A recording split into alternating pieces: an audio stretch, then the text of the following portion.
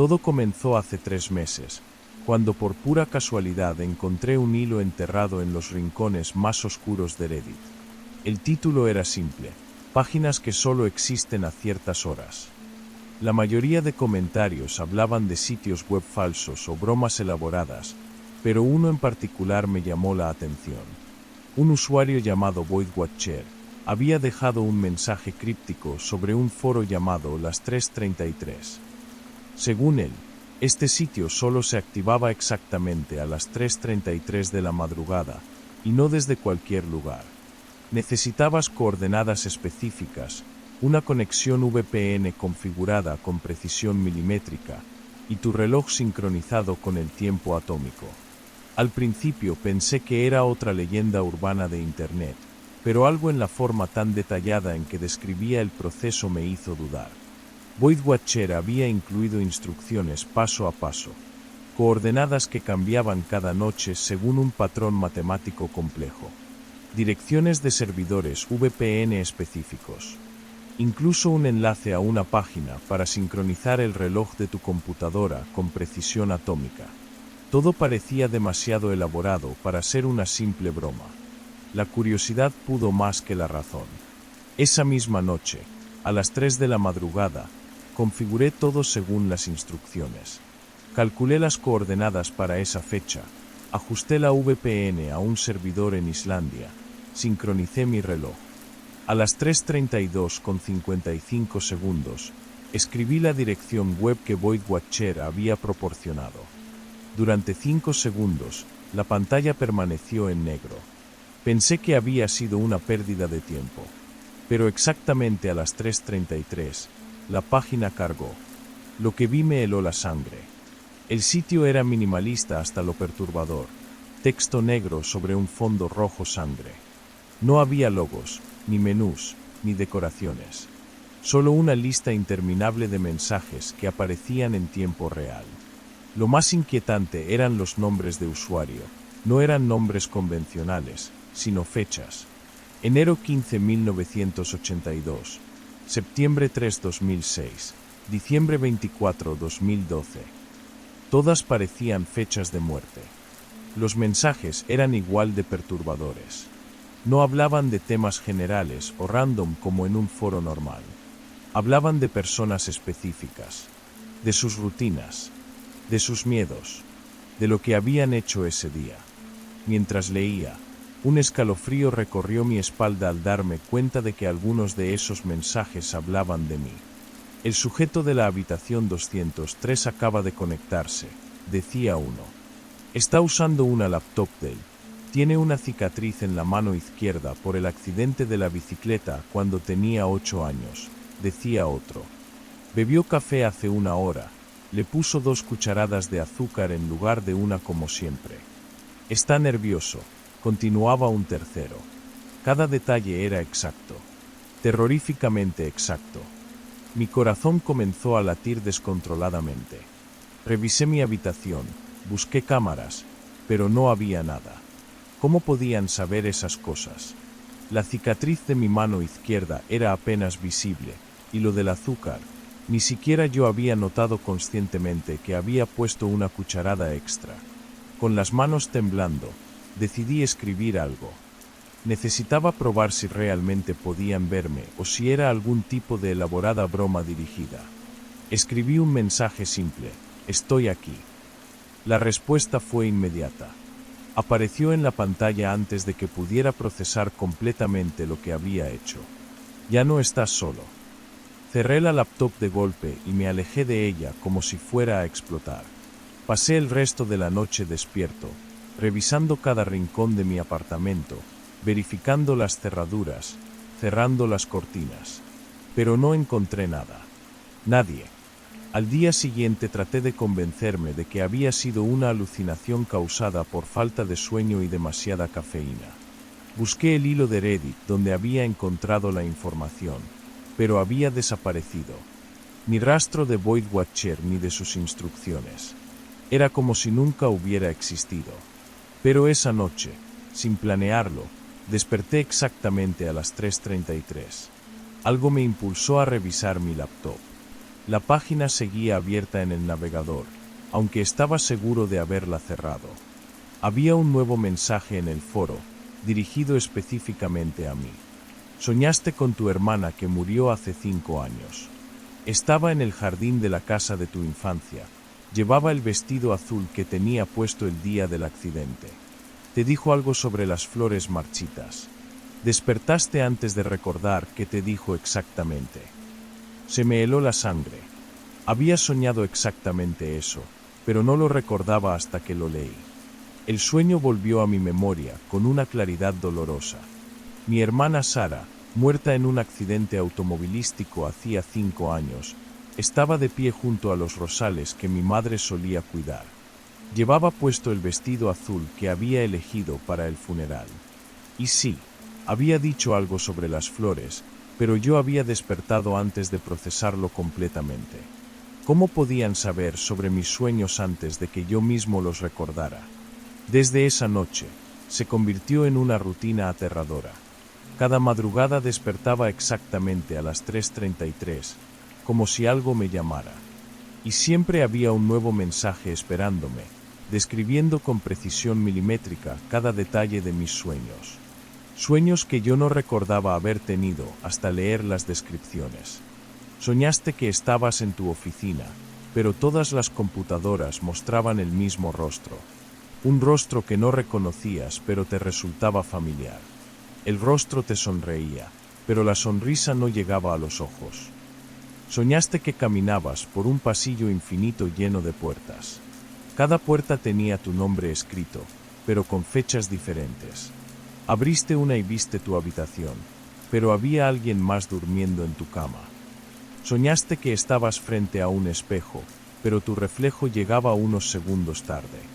Cuando finalmente se sincronizó contigo, te guiñó el ojo. Cada descripción era exacta. Cada detalle que yo había olvidado al despertar se revelaba con una precisión que me aterrorizaba. Era como si alguien estuviera dentro de mi mente, observando mis pensamientos más privados, mis miedos más profundos. Traté de romper el ciclo. Cambié de habitación, tomé pastillas para dormir, incluso fui a quedarme a casa de un amigo. Pero nada funcionaba. Sin importar dónde estuviera, despertaba a las 3:33. Y siempre, de alguna manera, tenía acceso a Internet. A veces era mi teléfono, a veces una computadora que aparecía misteriosamente encendida. El foro siempre me esperaba. Los mensajes comenzaron a volverse más personales, más invasivos. Soñaste con el día que encontraste a tu padre llorando en el sótano después del funeral de Sara. En el sueño, él podía verte observándolo, pero en la vida real nunca supo que estabas ahí. Soñaste que estabas de vuelta en el hospital el día que Sara murió. Pero esta vez, los médicos te decían que el accidente había sido tu culpa, que si no hubieras discutido con ella esa mañana, ella no habría estado manejando enojada. Esa última descripción me quebró. Era mi culpa más profunda, el pensamiento que me había atormentado durante 5 años. La pelea que tuvimos la mañana del accidente por algo tan estúpido como quién iba a usar el auto. Si no hubiéramos discutido, si yo no la hubiera hecho enojar, tal vez ella habría manejado más cuidadosamente. Tal vez seguiría viva. Pero nunca le había contado a nadie sobre esa culpa. Ni a mis padres, ni a terapeutas, ni a mis amigos más cercanos. Era mi secreto más oscuro, y de alguna manera, estos extraños en el foro lo sabían. Anoche, el mensaje fue diferente. Por primera vez, no describía un sueño. Describía algo que estaba por pasar. Mañana, a las 3:33, Sara vendrá a visitarte. No en sueños. Estará en tu habitación. Tendrá algo importante que decirte sobre las flores marchitas. Esta vez, no despiertes antes de escucharla. Son las 3:32 de la madrugada mientras escribo esto. En un minuto, sabré si el foro dice la verdad sobre el futuro igual que lo hace sobre mis sueños. Puedo sentir que la temperatura de la habitación está bajando. Puedo oler el perfume que Sara usaba. Y creo que puedo escuchar pasos en el pasillo, aunque vivo solo. las flores marchitas. Creo que ya sé lo que quería decirme. Ya sé por qué desperté cada noche a las 3:33. No han estado observando mis sueños. Han estado preparándome para esto. Para cuando ella regrese. Para cuando finalmente pueda pedirme perdón. O para cuando yo pueda pedírselo a ella.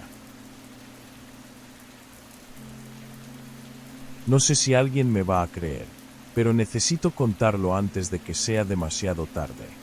Mi nombre es irrelevante ahora, y francamente, no estoy seguro de que importe después de lo que ha pasado. Todo comenzó por aburrimiento. Era una de esas noches donde el insomnio te consume y terminas navegando por los rincones más oscuros del Internet. Había encontrado un foro oculto, uno de esos lugares donde la gente comparte enlaces a transmisiones en vivo extrañas. No voy a mentir, sabía que muchas de esas cosas eran ilegales, pero mi curiosidad pudo más que mi sentido común.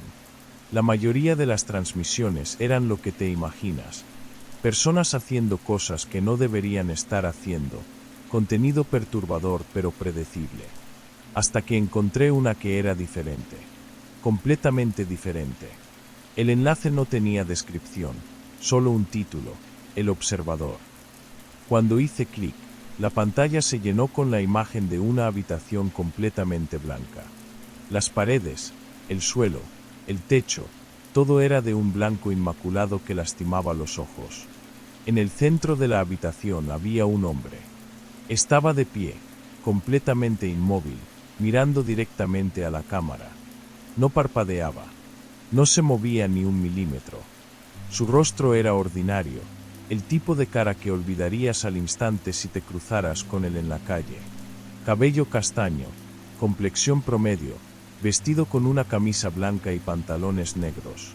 Pero había algo en sus ojos, algo que me hizo sentir incómodo desde el primer segundo. Al principio pensé que era una broma, tal vez una instalación artística de esas que pretenden ser profundas. Me quedé viendo durante unos 20 minutos, esperando que pasara algo. Nada. El hombre seguía ahí, mirándome a través de la pantalla con esa expresión vacía pero penetrante. Cerré la pestaña y me fui a dormir, pero la imagen se quedó grabada en mi mente. A la noche siguiente, volví al foro. No sé por qué, pero necesitaba ver esa transmisión otra vez. El enlace seguía ahí, y cuando lo abrí, casi me caigo de la silla. El hombre estaba en una habitación diferente. Esta vez era una cocina.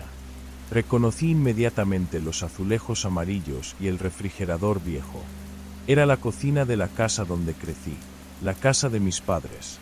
El hombre seguía en la misma posición, de pie en el centro, mirando fijamente a la cámara, pero ahora estaba en un lugar que conocía íntimamente. Mi corazón comenzó a latir más rápido. Tomé capturas de pantalla y las comparé con fotos viejas que tenía guardadas. Era exactamente la misma cocina, hasta el último detalle. Los mismos platos en el escurridor, la misma mancha en la pared donde mi hermano había derramado salsa de tomate años atrás. Cerré la transmisión inmediatamente y llamé a mis padres. Estaban bien, dormidos en su habitación. Les pregunté si habían notado algo extraño, si alguien había estado en la casa. Me dijeron que no, que todo estaba normal. Pero yo sabía que algo no estaba bien. Durante los siguientes días, no pude resistir la tentación de volver a ver la transmisión. Cada noche, el hombre aparecía en un lugar diferente. Mi escuela primaria, el supermercado donde trabajé durante la universidad, la oficina donde paso 8 horas al día, todos los lugares que conocía. Todos los lugares donde había estado. La cuarta noche, cuando abrí la transmisión, sentí que el mundo se desplomaba a mi alrededor. El hombre estaba parado en mi sala. Mi propia sala. Podía ver mi sofá detrás de él, mis libros en el estante, incluso la mancha de café en la alfombra que nunca pude quitar completamente. Pero yo estaba en mi sala. Estaba sentado en mi escritorio, viendo la transmisión en mi laptop. Miré hacia atrás y no había nadie ahí. La habitación estaba vacía. Sin embargo, en la pantalla, el hombre seguía de pie en el mismo lugar donde yo acababa de mirar. Corrí hacia la sala con el laptop en las manos. Nada.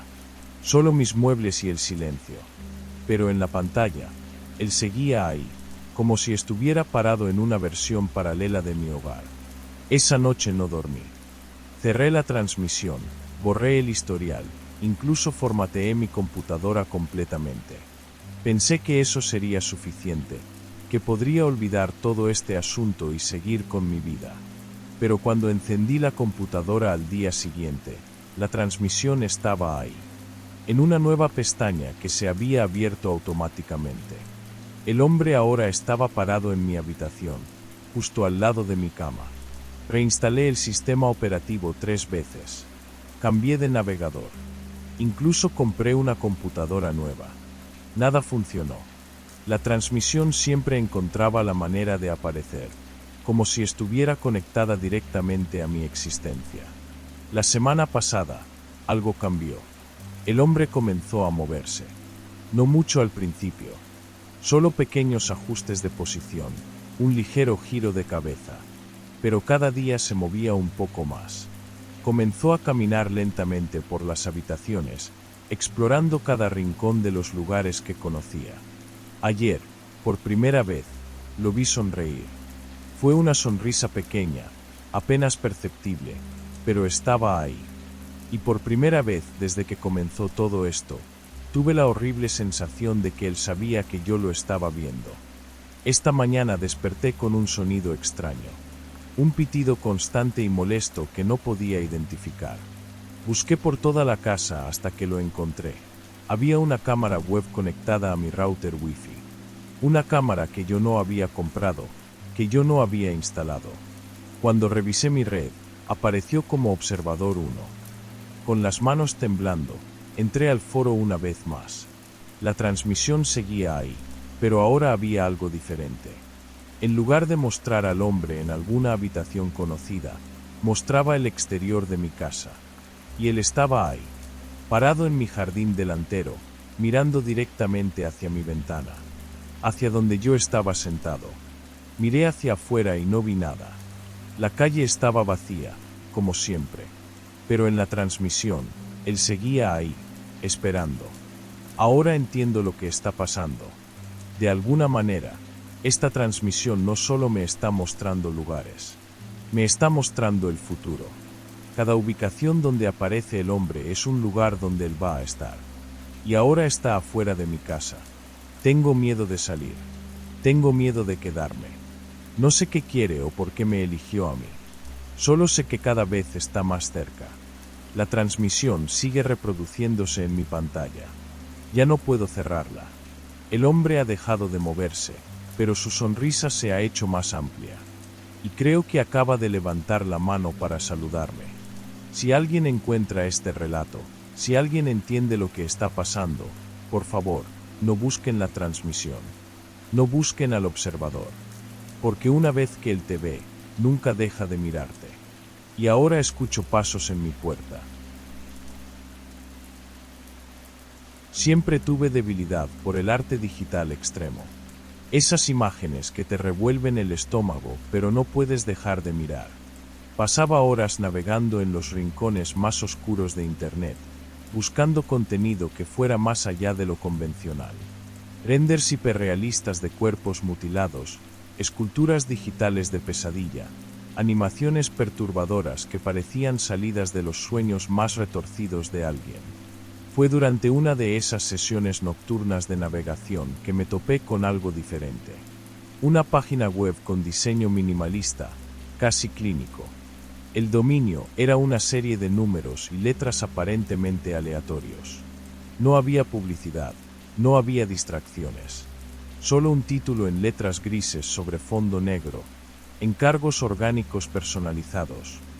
La descripción era simple pero inquietante. Creamos arte corporal único basado en tus especificaciones. Usamos modelos tridimensionales de cuerpos humanos reales que puedes modificar a tu gusto. Una vez completado tu diseño, recibirás documentación visual del proceso de creación. Discreto, profesional, irreversible. Al principio pensé que era algún tipo de estudio de tatuajes experimental o body modification extremo, pero mientras exploraba la interfaz, me di cuenta de que era algo mucho más extraño. El editor era increíblemente detallado. Podías seleccionar entre docenas de modelos corporales diferentes, cada uno con características físicas específicas. Altura, peso, color de piel, estructura facial. Todo estaba catalogado con una precisión casi médica. Lo más perturbador era la sección de modificaciones. No se trataba solo de tatuajes o piercings. Podías agregar cicatrices, deformaciones, símbolos tallados en la carne, cambios en la pigmentación, incluso alteraciones en la estructura ósea facial. La interfaz incluía herramientas para vaciar cuencas oculares, crear hendiduras en la piel, agregar protuberancias o hundimientos. La curiosidad morbosa me ganó. Seleccioné un modelo femenino y comencé a experimentar. Ajusté los rasgos faciales para que se parecieran a Elena, mi exnovia. No porque la odiara, sino porque su rostro era el que tenía más fresco en la memoria. Cada vez que modificaba algo, el modelo se actualizaba en tiempo real con un realismo que me ponía nervioso. Agregué símbolos en la frente, runas antiguas que había visto en un libro de ocultismo. Luego vacié las cuencas oculares, dejando solo cavidades negras y profundas. La piel alrededor de los ojos la texturicé para que pareciera quemada, con bordes irregulares y enrojecidos. En las mejillas tallé pequeñas líneas entrecruzadas, como si alguien hubiera usado una navaja para crear un patrón decorativo. El resultado final era nauseabundo pero fascinante. El rostro de Elena, pero transformado en algo sacado de una pesadilla. Cuando terminé, aparecieron las opciones de pago. Solo criptomonedas. El precio era alto, $500 en Bitcoin. En la descripción del pedido escribí: quiero ver el proceso completo. Documenten cada paso. Que sea lento. No sé qué me impulsó a pagarlo. Tal vez la adrenalina de hacer algo prohibido, o la curiosidad de ver hasta dónde llegaba esta broma macabra. Transferí el dinero y esperé. 48 horas después recibí un email con un enlace. Era una dirección temporal, válida solo por 24 horas. El mensaje era breve: su encargo está listo. Visualización única. No comparta el enlace. Esperé hasta la madrugada para abrirlo.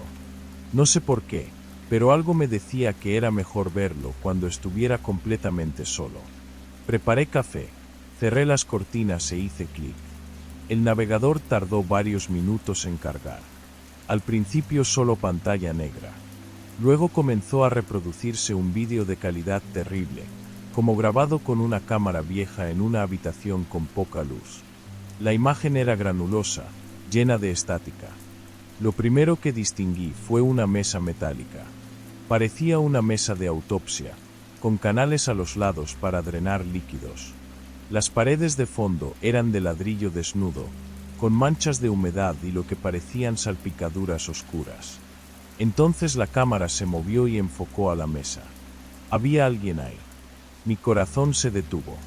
No era una animación. No era un render tridimensional. Era una persona real. Una mujer, atada a la mesa con correas de cuero. Tenía el rostro de Elena, exactamente como lo había diseñado, pero real. Los mismos pómulos, la misma forma de nariz, incluso la pequeña cicatriz que tenía en la barbilla desde la infancia. Pero los ojos estaban vacíos, literalmente vacíos. Donde deberían estar sus ojos había solo cavidades negras, húmedas, que parecían susurrar secretos en la oscuridad. La piel alrededor estaba quemada y supurante, exactamente como yo la había diseñado. Los símbolos que había grabado en su frente estaban ahí, tallados en carne real, sangrando lentamente. Lo peor de todo era que estaba consciente. Respiraba. Su pecho subía y bajaba con un ritmo entrecortado, desesperado. Intentaba hablar, pero solo salían gemidos ahogados. La cámara se acercó a su rostro y pude ver que movía los labios, tratando de formar palabras. Una voz fuera de cuadro, distorsionada electrónicamente, comenzó a narrar. Encargo número 1193. Especificaciones del cliente implementadas exitosamente. Modelo femenino, 25 años, modificaciones faciales según diseño. Símbolos rúnicos en frente, enucleación bilateral, escarificación en mejillas.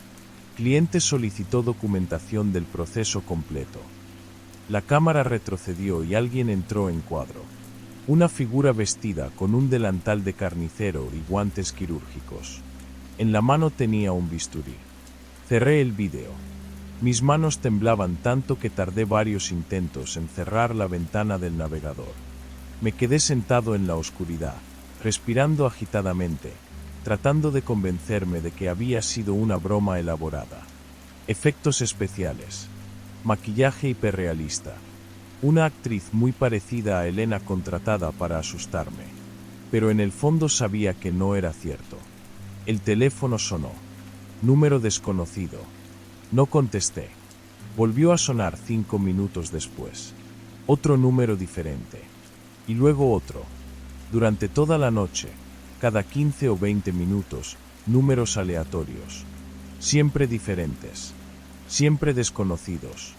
La quinta llamada la contesté. Al principio solo silencio. Luego, una voz. Era femenina, ronca, como si viniera de muy lejos.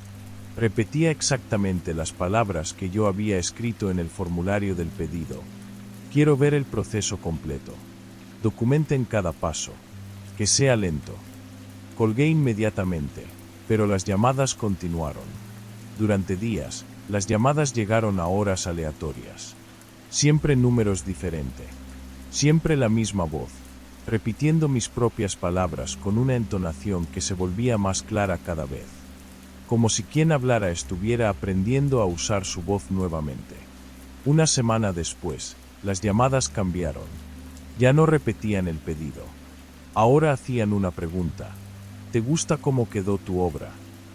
La voz sonaba más fuerte, más definida y más familiar. Sonaba como Elena. Cambié mi número de teléfono. Las llamadas continuaron llegando al nuevo número el mismo día. Cambié de teléfono completamente. Compré uno nuevo, con un chip diferente, en otra tienda, pagando en efectivo. Las llamadas llegaron esa misma noche. La última vez que contesté, la voz era perfectamente clara. Era Elena, sin duda alguna. Pero había algo diferente. Algo roto en su tono. ¿Te gusta cómo quedó tu obra?, preguntó, como siempre. Esta vez le respondí. Elena, ¿eres tú? Se rió. Una risa húmeda, gorgoteante, como si tuviera los pulmones llenos de sangre. Elena murió cuando pagaste tu encargo. Ahora soy tu obra de arte. Y quiero conocer a mi creador. Desde entonces, he estado cambiando de ciudad cada pocas semanas. Pero las llamadas me siguen encontrando. Los números son siempre diferentes, pero la voz es siempre la misma. Cada día suena un poco más cerca. Anoche recibí un mensaje de texto de un número que no reconocí. Era una dirección. Mi dirección actual. La que nadie más conoce. El mensaje decía: ¿te gustó cómo quedó tu obra? Pronto podrás verla de cerca. Esta mañana encontré símbolos grabados en la puerta de mi departamento. Los mismos símbolos que yo había diseñado. Tallados profundamente en la madera, todavía húmedos. Están sangrando. Todo comenzó hace 3 semanas. Estaba navegando por un foro de neurociencia que había encontrado por casualidad, uno de esos lugares oscuros de Internet donde se discuten experimentos que nunca verías en revistas académicas. El foro requería invitación y solo tenía 47 miembros activos. Había un hilo enterrado en la sección de experimentos caseros. El título era simple: Programa REVE, Reclutamiento Experimental Voluntario Expandido. Solo 3 respuestas, todas de usuarios con nombres alfanuméricos. El primer comentario decía: si buscas expandir los límites de tu consciencia durante el sueño, este programa gubernamental desclasificado puede interesarte. solo para personas con perfil psicológico específico. Debería haberme alejado en ese momento. Pero había algo en la forma clínica y precisa con la que describían el proceso. Mencionaban estimulación de ondas Z, manipulación de estados REM y la posibilidad de acceder a memorias suprimidas. Como estudiante de psicología, me fascinaba todo lo relacionado con la consciencia. El segundo comentario incluía un enlace a un cuestionario. 25 preguntas sobre patrones de sueño, experiencias de déjà vu y situaciones donde había perdido la noción del tiempo. Al final preguntaba por mi historial de sonambulismo y si alguna vez había tenido la sensación de que alguien más controlaba mi cuerpo. Completé el cuestionario esa misma noche. A las 6 de la mañana siguiente tenía un mensaje privado en el foro. Sin remitente, solo un código de descarga e instrucciones específicas. Descargar únicamente en una computadora sin conexión a Internet. Ejecutar entre las 11 de la noche y las 3 de la madrugada. Y mantener los ojos cerrados durante la primera fase de calibración. El archivo era enorme, 2.5 GB de datos cifrados. Tardé 4 horas en descargarlo usando la computadora vieja de mi hermano, que había desconectado del Wi-Fi como indicaban las instrucciones. Cuando ejecuté el programa, la pantalla se volvió completamente negra por varios minutos. Luego apareció una interfaz minimalista con texto verde sobre fondo negro, como algo salido de los años 80. Me pidió verificar mi identidad usando el código que había recibido. Después comenzó una serie de preguntas más profundas sobre mis sueños. Las preguntas eran extrañamente específicas. ¿Había soñado alguna vez con habitaciones que no existían en mi casa pero que se sentían familiares? ¿Recordaba conversaciones en sueños con personas que no podía identificar al despertar? ¿Había notado objetos en mi habitación que cambiaban de lugar durante la noche? La última pregunta me inquietó. ¿Estarías dispuesto a permitir observación pasiva de tus patrones de sueño para avanzar el conocimiento científico? Sin pensarlo mucho, respondí que sí. El programa me instruyó a mantener la computadora encendida durante mi ciclo de sueño y colocar el monitor a 2 metros de la cama. Una barra de progreso apareció en pantalla, moviéndose lentamente mientras emitía un zumbido casi imperceptible. Esa noche dormí profundamente. Más profundamente de lo que había dormido en años. Al despertar, la computadora estaba apagada. Pensé que había sido un corte de luz, pero cuando la encendí, encontré un archivo nuevo en el escritorio llamado Sesión 1, Datos recopilados. El archivo estaba corrupto y no pude abrirlo. Los primeros días no noté nada extraño. Quizás dormía un poco mejor, tenía sueños más vívidos. Pero gradualmente comencé a experimentar algo que solo puedo describir como microcortes temporales. Estaba leyendo un libro y de repente me encontraba 3 páginas adelante sin recordar haber leído. O me levantaba para ir al baño y aparecía en la cocina, sosteniendo un vaso de agua que no recordaba haber llenado. Al principio pensé que era cansancio del semestre. Pero los episodios se volvieron más largos y frecuentes. Perdí 10 minutos, después media hora. Una tarde me senté a revisar mi correo a las 4 y cuando miré el reloj eran las 6:40. En mi bandeja de entrada había 3 correos que había enviado a direcciones que no reconocía, con archivos adjuntos que no podía abrir.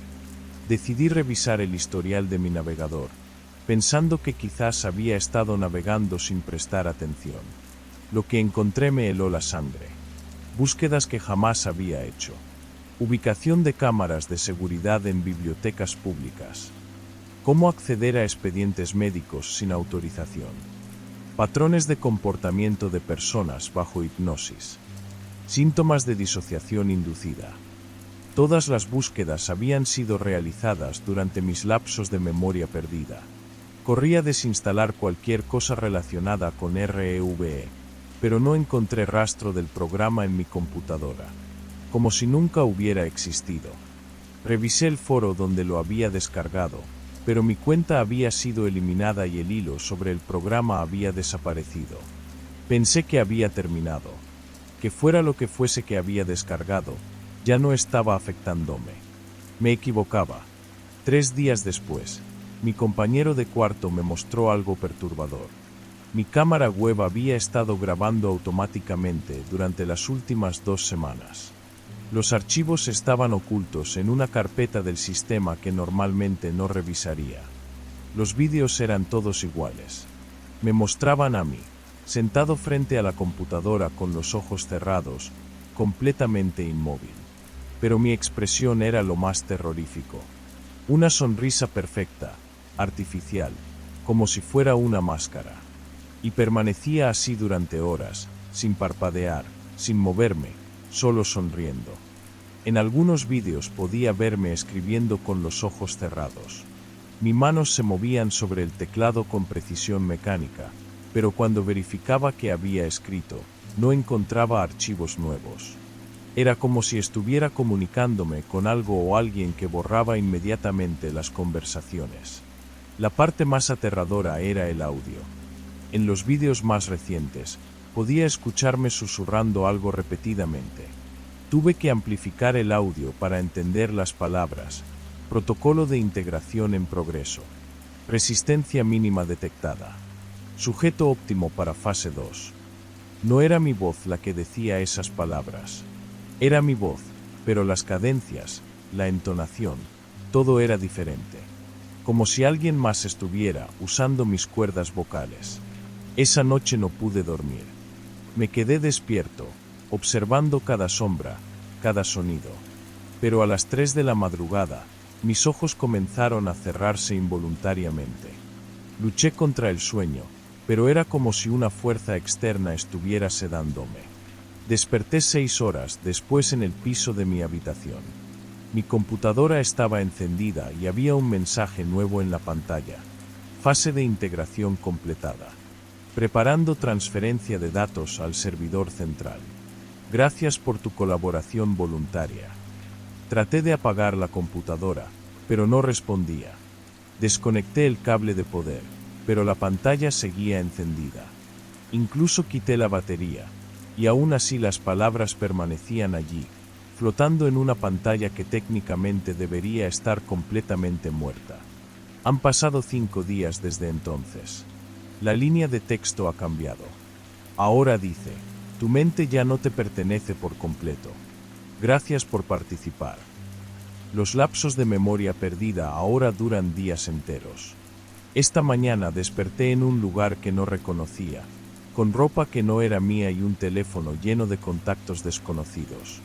En mi bolsillo había una tarjeta de identificación con mi foto, pero un nombre diferente.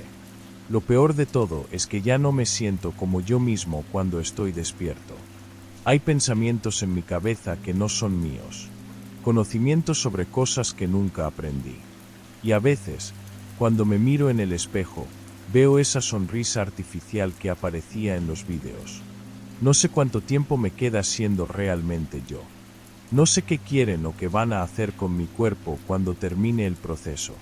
Solo sé que cada día que pasa, la línea entre lo que soy yo y lo que es el programa se vuelve más difusa. Si encuentras un hilo sobre Reve, en algún foro, no lo descargues. No importa cuán fascinante suene la promesa de expandir tu consciencia. Porque una vez que abres esa puerta, ya no puedes cerrarla. Y si ves esta historia en algún lugar, si la encuentras compartida en foros o redes sociales, ten cuidado, porque no estoy seguro de haber sido yo quien la escribió.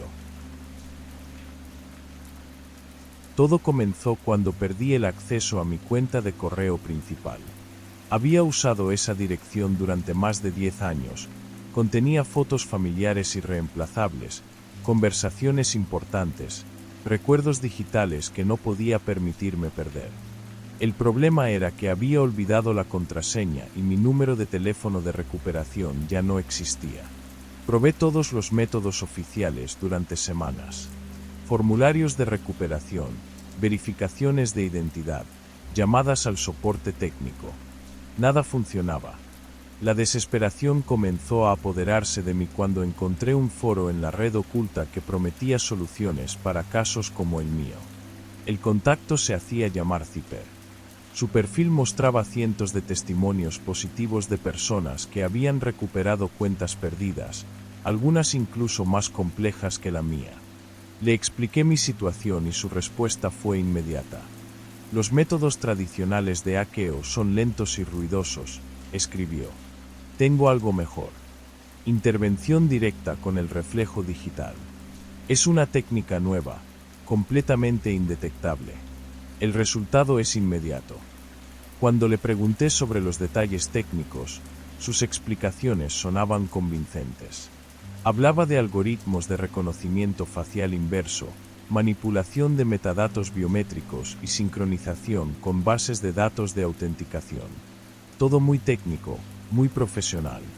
Solo necesito una foto reciente tuya, me explicó, y tus datos de navegación de los últimos 6 meses. Con eso puedo crear un puente directo entre tu identidad física y tu identidad digital. El sistema te reconocerá automáticamente. El precio era razonable, considerando lo que ofrecía.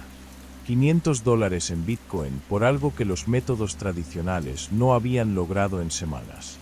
Acepté sin pensarlo demasiado. Le envié una selfie que me había tomado esa misma mañana y exporté mi historial completo de navegación. Zipper confirmó que había recibido todo y me dijo que el proceso tomaría exactamente 24 horas. A la mañana siguiente, desperté con una notificación en mi teléfono. Era un correo de la plataforma confirmando que había recuperado el acceso a mi cuenta. No podía creerlo. Entré inmediatamente y ahí estaba todo, mis correos, mis fotos, mis contactos. Intacto, como si nunca hubiera perdido el acceso. Le escribí a Zipper para agradecerle, pero su perfil había desaparecido. El foro completo parecía haber sido eliminado. Pensé que tal vez habían cerrado operaciones después de completar mi caso. No le di mayor importancia. Los primeros días después de recuperar mi cuenta fueron normales. Revisé correos antiguos, descargué fotos que creía perdidas para siempre, puse mi vida digital en orden. Todo parecía perfecto. La primera anomalía la noté una semana después, durante una videollamada de trabajo.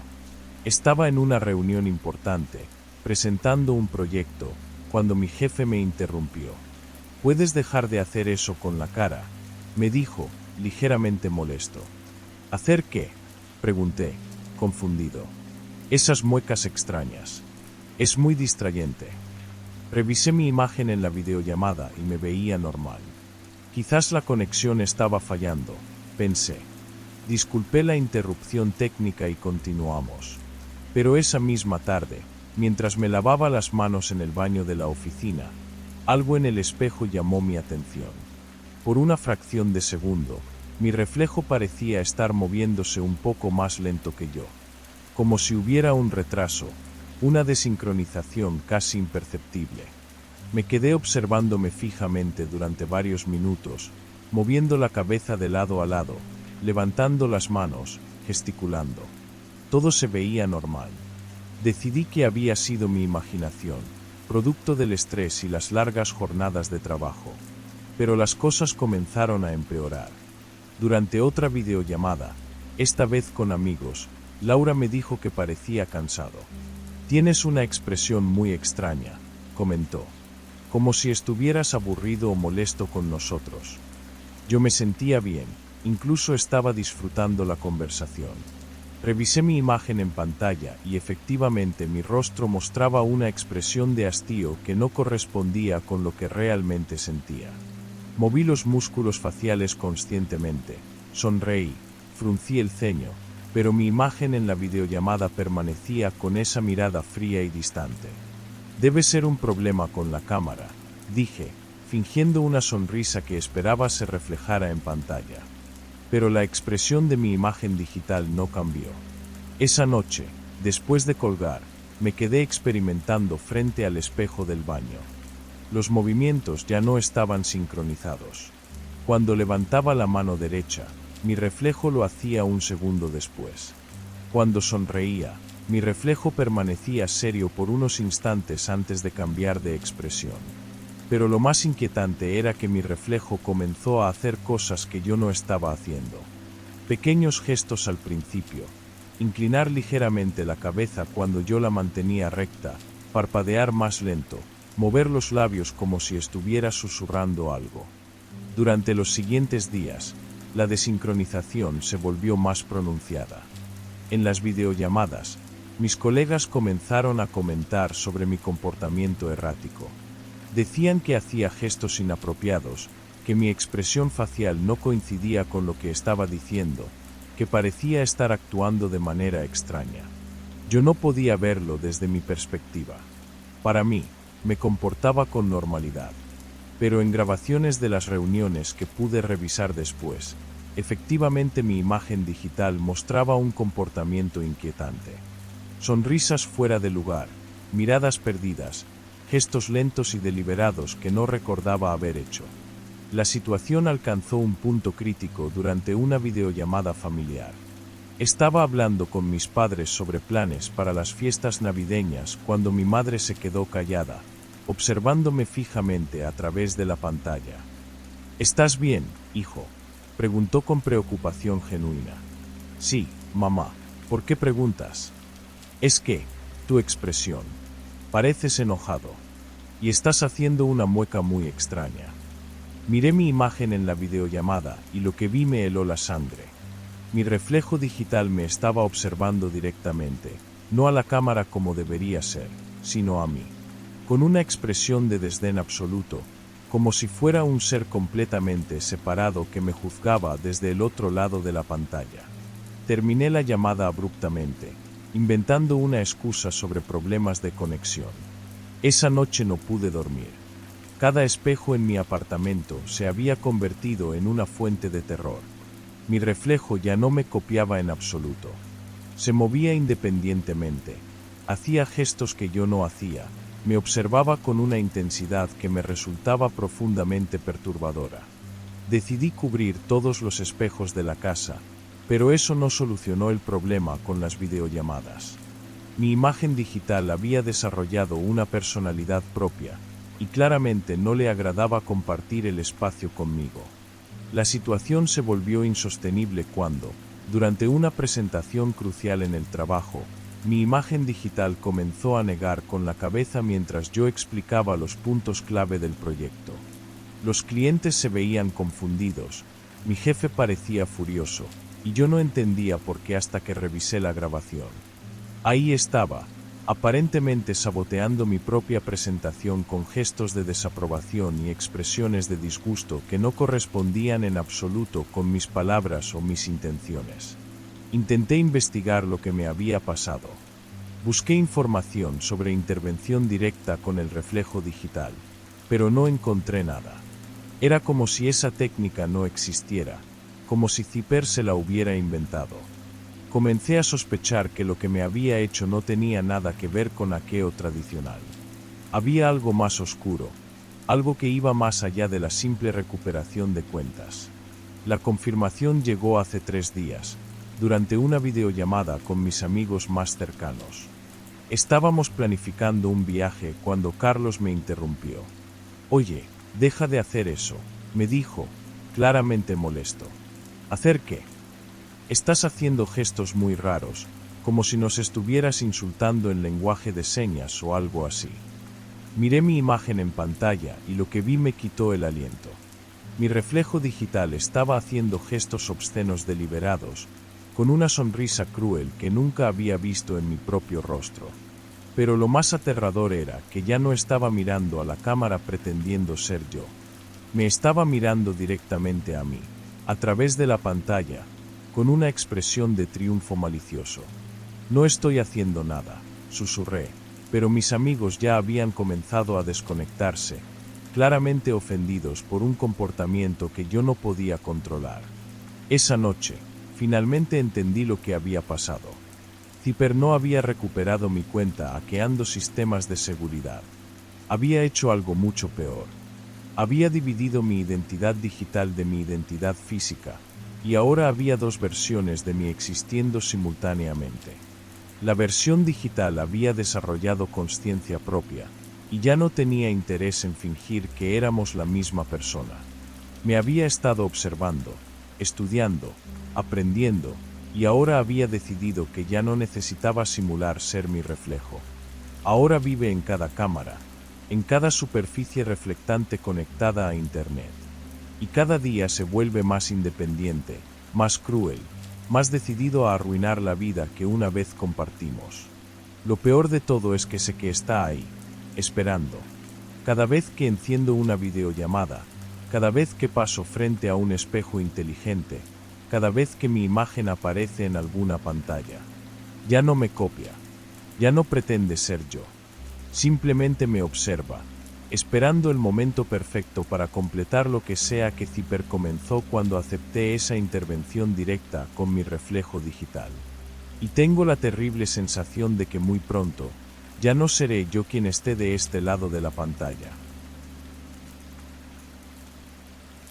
Todo comenzó con mi maldita curiosidad. Estaba escribiendo una novela de horror gótico y necesitaba investigar rituales antiguos para que sonara auténtica. Había agotado todas las fuentes convencionales, libros de antropología, documentales, incluso papers académicos polvorientos. Pero nada me daba esa sensación de autenticidad que buscaba. Fue en mi quinta noche consecutiva navegando por la Internet profunda cuando lo encontré. Un enlace enterrado en un foro oscuro dedicado a manuscritos perdidos. El texto del enlace estaba en un idioma que no reconocí. No era latín, ni griego, ni ningún dialecto que hubiera visto en mis años de estudio. Las letras tenían una forma extraña, como si hubieran sido talladas con prisa en piedra húmeda. Hice clic. La página que se abrió era como retroceder en el tiempo 20 años. El diseño era primitivo, con un fondo negro azabache y texto en un color dorado enfermizo. No había imágenes, solo párrafos y párrafos de ese texto incomprensible. Pero lo más perturbador era la sensación de que las palabras se movían. Al principio pensé que era el cansancio. Llevaba horas frente a la pantalla. Pero cuando enfoqué la vista en una línea específica, juro que las letras parecían retorcerse levemente, como serpientes perezosas despertando al sol. Copié algunos fragmentos en el traductor de Google. Nada. Probé con detectores de idioma automáticos. Ninguno lo reconoció.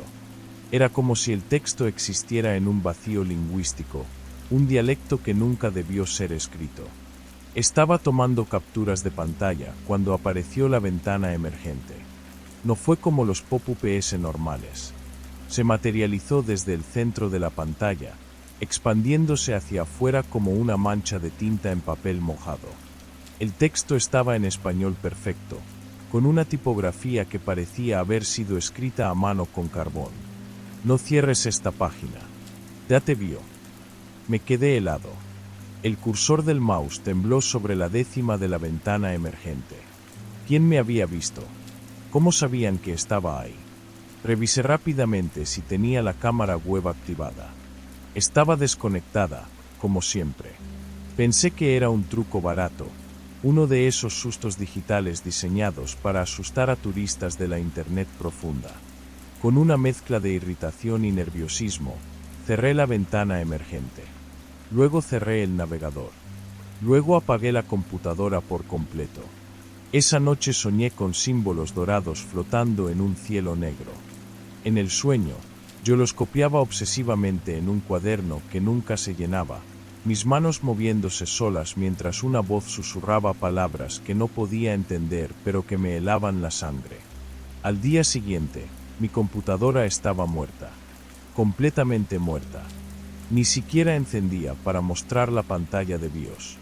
La llevé a 3 técnicos diferentes. Todos me dijeron lo mismo. Era como si algo hubiera freído todos los circuitos desde adentro, pero de una manera que nunca habían visto. Uno de ellos, un tipo mayor con 40 años de experiencia, me miró con expresión extraña y me preguntó qué diablos había estado haciendo con esa máquina. Tuve que comprar una laptop nueva. Tardé 2 días. Cuando regresé a casa con ella, encontré algo que me heló la sangre. Pegados en mi puerta había 3 pedazos de papel. Parecían haber sido arrancados de un cuaderno viejo, amarillentos en los bordes. En cada uno había un símbolo dibujado a mano con lo que parecía carbón o tinta muy negra. Reconocí inmediatamente los trazos. Eran idénticos a los símbolos que había visto en esa página web maldita. Miré hacia el pasillo. Vacío. Pregunté a mis vecinos. Nadie había visto a nadie cerca de mi puerta. La señora del apartamento de enfrente, que prácticamente vive pegada a la mirilla, juró que no había visto nada extraño en todo el día. Arranqué los papeles y los tiré a la basura. Pero esa noche, cuando salí a tirar la basura, estaban de vuelta, pegados exactamente en el mismo lugar. Los siguientes días fueron una pesadilla creciente. Empecé a ver los símbolos por todas partes, tallados en la mesa del café donde almorzaba, garabateados en lápiz en la pared del baño de la biblioteca, rayados en la ventana empañada del autobús, grabados en postes de luz, dibujados con el dedo en el polvo de coches estacionados. Lo más aterrador era que nadie más parecía notarlos. Cuando le señalé a mi amiga Carmen el símbolo claramente visible en la servilleta que tenía en la mano, me miró como si estuviera loco. Para ella, la servilleta estaba completamente blanca. Intenté fotografiarlos con mi teléfono. Las fotos salían borrosas o completamente negras, sin importar cuánta luz hubiera. Era como si los símbolos rechazaran ser capturados. Una mañana encontré uno grabado en el parabrisas de mi auto. No rayado desde afuera, sino como si hubiera aparecido desde adentro del vidrio mismo, entre las capas del cristal laminado. Llevé el auto al taller. El mecánico no podía explicar cómo había llegado ahí. Cambiar el parabrisas me costó $800. Al día siguiente, había aparecido otro símbolo en el parabrisas nuevo. Fue entonces cuando decidí contarle a alguien. Llamé a mi hermano Miguel, que siempre había sido el más pragmático de la familia. Le conté toda la historia, el sitio web, los símbolos, la sensación creciente de que algo me estaba siguiendo. Miguel me escuchó en silencio. Cuando terminé, hubo una pausa larga, demasiado larga. Hermano, me dijo finalmente, y su voz sonaba extraña, como si estuviera leyendo de un guión. Si ya entraste, no se puede salir. Solo no sigas escribiendo sobre eso. Colgué. Llamé a Carmen. Misma respuesta, palabra por palabra, con esa misma entonación mecánica. Llamé a mi madre, a mi jefe, a mi exnovia. Todos me dijeron exactamente lo mismo. Si ya entraste, no se puede salir. Solo no sigas escribiendo sobre eso. Era como si alguien hubiera reprogramado a todas las personas en mi vida. Ahora han pasado 3 semanas. Los símbolos aparecen cada día con más frecuencia. Esta mañana desperté y había uno dibujado en el vapor del espejo del baño. Cuando parpadeé, desapareció. Cuando volví a parpadear, estaba de vuelta. He dejado de salir de casa. He dejado de contestar el teléfono. Pero los símbolos siguen apareciendo. En las páginas de los libros que leo. En la pantalla de la televisión durante los comerciales. En el reflejo de las ventanas. Y lo peor de todo es que estoy empezando a entenderlos. Cada símbolo es una palabra en ese idioma imposible. Y juntos, forman frases, instrucciones, una invitación. Sé que no debería estar escribiendo esto. Sé que cada palabra que escribo es como abrir la puerta un poco más. Pero necesito que alguien sepa lo que pasó.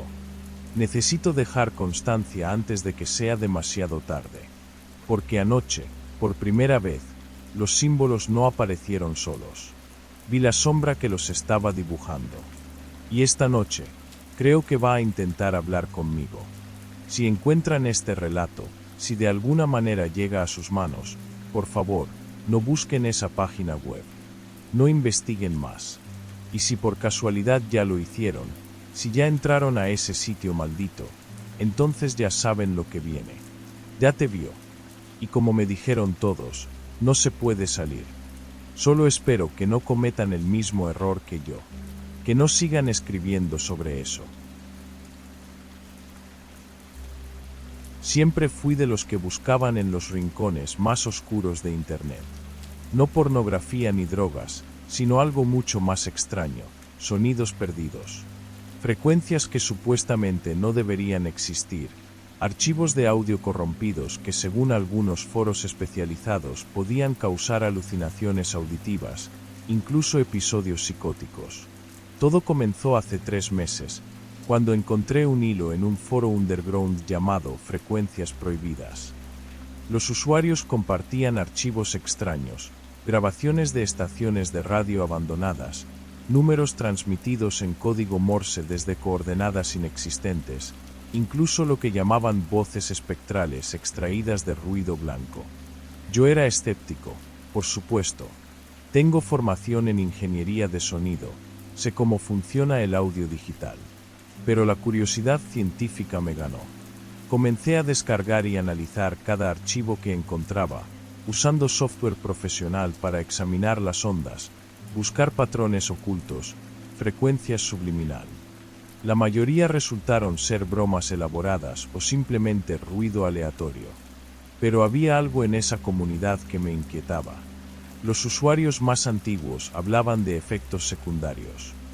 Decían que después de escuchar ciertas grabaciones, el mundo sonaba diferente, como si hubieran afinado sus oídos a una frecuencia que normalmente no percibimos. Un usuario con el nombre Silencio-7 me contactó por mensaje privado. Su perfil tenía apenas 2 semanas de antigüedad, sin foto, sin información personal. Me dijo que había notado mi interés genuino en el tema y que tenía algo especial para compartir conmigo. No es para principiantes, escribió. Este archivo cambió mi perspectiva sobre el sonido para siempre. Una vez que lo escuches completo, entenderás que el silencio nunca ha existido realmente. Me envió un enlace a un archivo comprimido llamado silencio7z.zip. El nombre me pareció peculiar, casi poético. Cuando lo descargué, mi antivirus no detectó nada sospechoso, pero el archivo pesaba exactamente 777 megabytes. Un número demasiado perfecto para ser casualidad. Dentro del zip había un solo archivo, una grabación en formato WAV de 10 horas, 43 minutos y 17 segundos exactos. El nombre del archivo era simplemente escucha.wav. Esa noche, me puse mis mejores audífonos, los que uso para masterizar música profesional, y comencé a reproducir el archivo. Al principio, como su nombre sugería, solo había silencio. Un silencio tan perfecto que resultaba casi antinatural en una grabación digital. Dejé que corriera mientras trabajaba en otras cosas, pero cada pocos minutos pausaba para concentrarme. Durante la primera hora, nada. Solo ese vacío perfecto que comenzaba a incomodarme más que cualquier ruido. Fue en el minuto 66 cuando escuché el primer susurro. Era tan sutil que pensé que podría ser mi imaginación, pero rebobiné y ahí estaba. Una voz, casi imperceptible, como alguien hablando bajo el agua. No podía distinguir las palabras, pero había un ritmo, una cadencia que sonaba como rezos. Me quedé despierto hasta las 4 de la mañana, escuchando fragmento por fragmento. Las voces se volvían más claras conforme avanzaba la grabación, pero nunca lo suficiente para entender qué decían. Era como si estuvieran hablando en un idioma que mi cerebro reconocía pero no podía procesar. Durante los siguientes días, no podía dejar de pensar en esa grabación. Volví a escucharla, saltando a diferentes momentos aleatorios. En la hora 3 había lo que sonaba como cánticos. En la hora 5, susurros superpuestos, como una conversación entre múltiples personas en una habitación con eco. Pero lo más perturbador ocurrió en la hora 7. Ahí las voces parecían dirigirse directamente a mí. Decían mi nombre. O al menos, eso creía escuchar entre el murmullo acuático. Fue después de esa sesión cuando las cosas comenzaron a cambiar. Pausé la grabación pasada la medianoche y me quité los audífonos para ir por agua. En el silencio de mi apartamento, escuché algo que me heló la sangre, una voz susurrando mi nombre desde algún lugar de la habitación. Me quedé inmóvil durante varios minutos, esperando, pero no volvió a repetirse. Pensé que podría ser el efecto residual de haber escuchado la grabación durante horas, como cuando sales de un concierto y sigues escuchando zumbidos. Pero al día siguiente, los sonidos cotidianos comenzaron a sonar, diferentes. La voz del presentador de noticias en la televisión tenía una distorsión sutil, como si hablara desde el fondo de una piscina. El zumbido del refrigerador se había vuelto más complejo, con armónicos que antes no notaba. Incluso mi propia voz, cuando hablé por teléfono con mi hermana, sonaba extraña en mis oídos. Al principio lo atribuí a paranoia. Había estado obsesionado con un audio extraño durante semanas. Era natural que mi percepción estuviera alterada. Pero las distorsiones se intensificaron. Los anuncios en la radio comenzaron a incluir susurros entre las palabras principales. Los ladridos de los perros del vecindario tenían un eco que no podía explicar. Hasta el ruido del tráfico parecía contener voces ocultas si me concentraba lo suficiente. Intenté contactar a Silencio-7 para preguntarle sobre estos efectos, pero su cuenta había desaparecido. El hilo original sobre frecuencias prohibidas también había sido eliminado. Era como si todo rastro de esa comunidad hubiera sido borrado. Durante las siguientes semanas, los cambios en mi percepción auditiva empeoraron. No podía escuchar música sin detectar susurros ocultos en las pistas. Las conversaciones normales se volvieron difíciles porque constantemente me distraían las voces fantasma que creía escuchar entre las palabras reales. Visité a un otorrinolaringólogo, pensando que podría tener algún daño en el oído interno. Los exámenes salieron normales. Mi audición estaba perfecta, incluso mejor que el promedio para mi edad. Pero el médico no podía explicar por qué percibía sonidos que otros no escuchaban. Fue entonces cuando decidí eliminar la grabación de mi computadora. Pensé que tal vez, de alguna manera psicológica, su presencia me estaba afectando. Pero cuando intenté borrarla, mi sistema se congeló. Reinicié la computadora y el archivo seguía ahí, como si se hubiera vuelto parte permanente de mi disco duro. La última vez que intenté escuchar la grabación completa fue hace 2 semanas. Llegué hasta la hora 9 antes de tener que detenerme.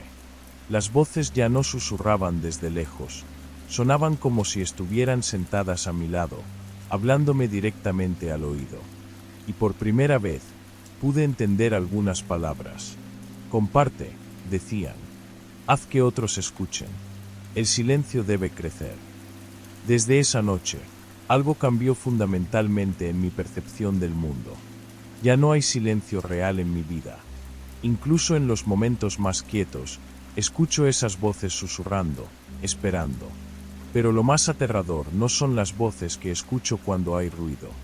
Es lo que pasa cuando todo está completamente callado. En esos momentos de silencio absoluto, cuando apagas todos los dispositivos y el mundo se queda mudo, las voces se vuelven más claras que nunca. Y no son voces aleatorias. Son las voces de personas que, como yo, encontraron esa grabación.